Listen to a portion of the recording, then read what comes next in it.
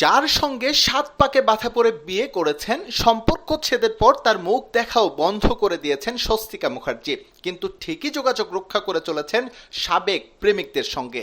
হ্যাঁ, ঠিকই শুনেছেন, প্রেমিকদের সঙ্গে। কারণ এই জীবনে বহু প্রেম করেছেন স্বস্তিকা, যা তিনি অকপটেই বেশ গর্ব করে বলেন সবার সামনে। প্রেম করলেও তার সবকিছুতেই ছিল স্বার্থ, অর্থাৎ যার সঙ্গে লাভ হবে সেটা বুঝে শুনেই প্রেম করেছেন তিনি, বিশেষ করে কাজের ক্ষেত্রে। অর্থাৎ এমন ব্যক্তিদের পটিয়েছেন তিনি যারা তাকে কাজ দিতে পারে, আর এমন কথা নিজ মুখে স্বীকার করেছেন স্বস্তিকা।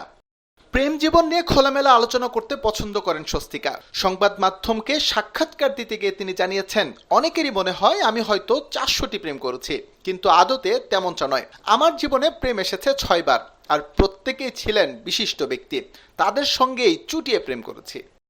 খুব অল্প বয়সেই স্বস্তিকার বিয়ে হয়েছিল সঙ্গীত শিল্পী প্রমিত সেনের সঙ্গে, কিন্তু সেই সংসার টেকেনি। 2000 সালে প্রমিত সেন ও স্বস্তিকা আলাদা থাকতে শুরু করেন। এরপর কেটেছে 24 বছর, কিন্তু কাগজে কলমে আজও ডিভোর্স হয়নি এই দম্পতির।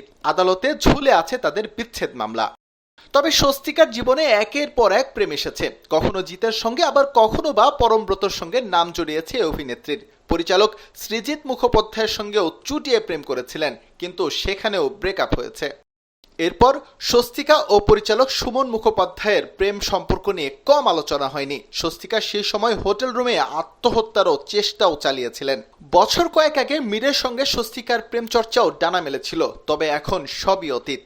প্রাক্তন প্রেমিকদের সঙ্গে বন্ধুত্ব টিকে রয়েছে অভিনেত্রীর, তবে স্বামীর সঙ্গে মুখ দেখা দেখি বন্ধ।